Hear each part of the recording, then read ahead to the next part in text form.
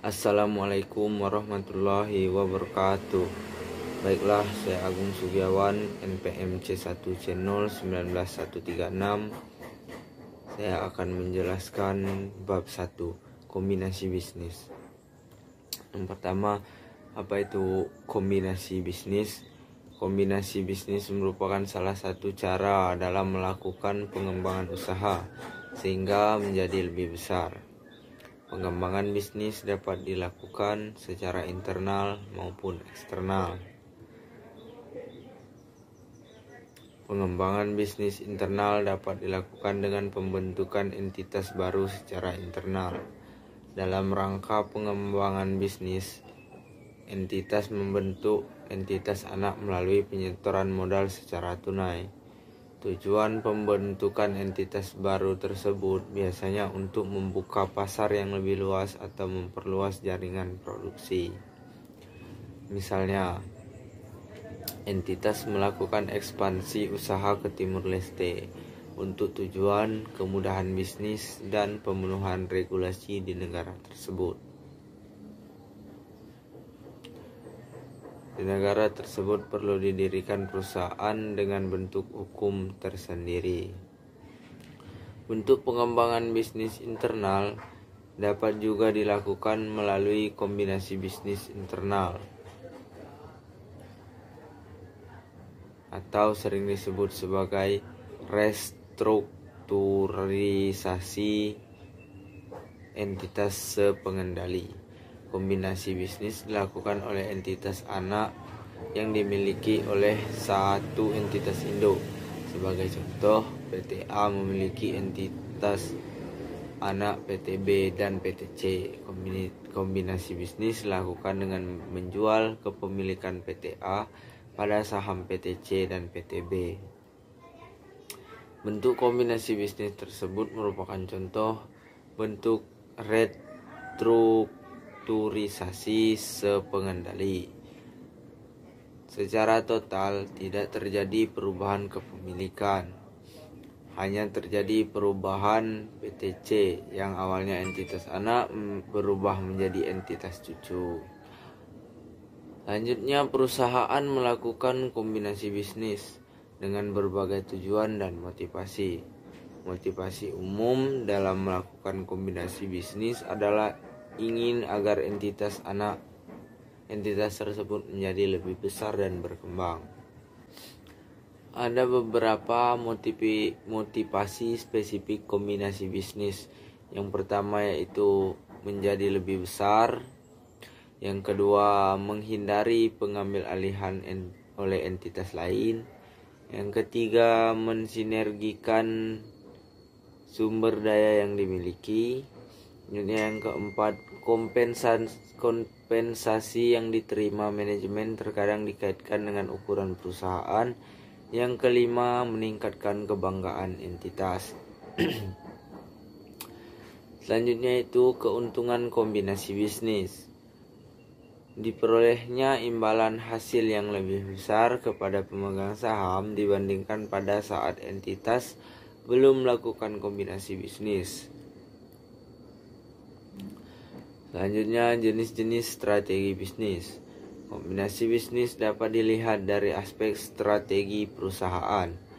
Perusahaan melakukan kombinasi bisnis dalam rangka mengembangkan usahanya. Pengembangan usaha dapat dilakukan melalui integrasi vertikal, horizontal, dan konglomerasi. A.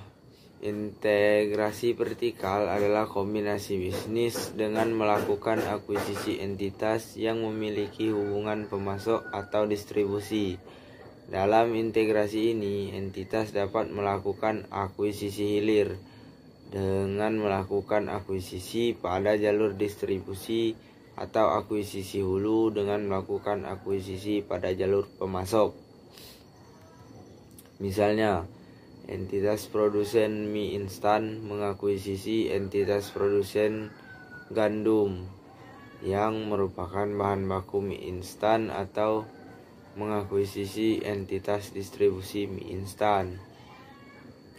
Proses ini disebut integrasi hulu. Namun dapat juga perusahaan melakukan integrasi hilir dengan mengakuisisi perusahaan retail yang menjual produk mie instan. Selanjutnya B. Integrasi horizontal adalah kombinasi bisnis dengan melakukan akuisisi entitas yang menghasilkan produk sejenis atau produk yang berkaitan.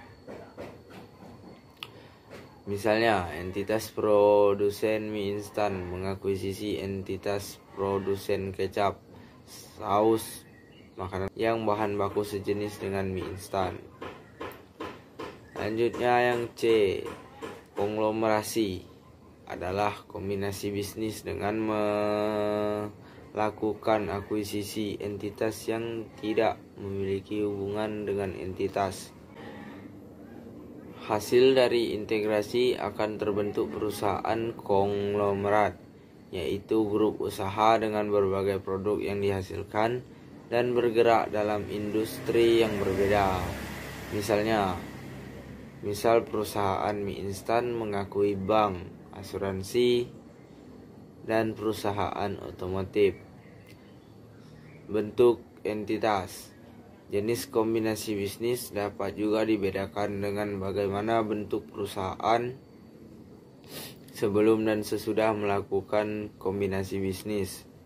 Berdasarkan bentuk hukum ini, kombinasi bisnis dapat diklarifikasikan atas A. Merger atau statutory merger adalah kombinasi bisnis yang dilakukan dengan menggabungkan dua atau lebih entitas, di mana entitas yang diakuisisi dibubarkan serta semua aset yang diliabilitaskannya diambil alih pihak yang mengakuisisi. Dalam merger harus ada pihak yang dibubarkan dan ada pihak yang tetap berdiri untuk menerima aset dari pembubaran pihak yang dibubarkan. Bentuk ini sering juga disebut sebagai legal merger karena secara hukum entitas dibubarkan dan bergabung dengan perusahaan lain.